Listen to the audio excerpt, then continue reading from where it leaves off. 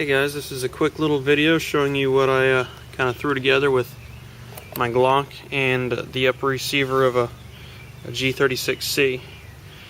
I cut a little bit away to make room for the selector switch, and kind of cut back on the,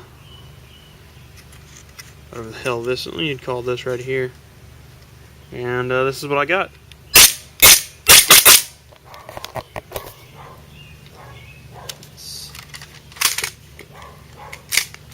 I first started working on this last night, just kind of coming up with ideas.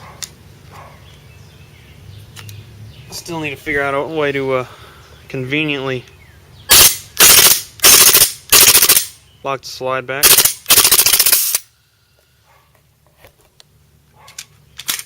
And of course mount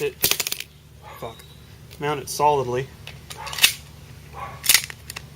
so that it, well, of course, stays put.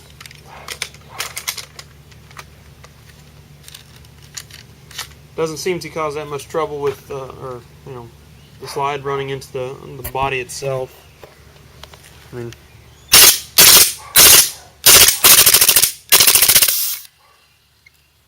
and these mags are a little bit cool because I've been toying with it, testing and all that kind of stuff.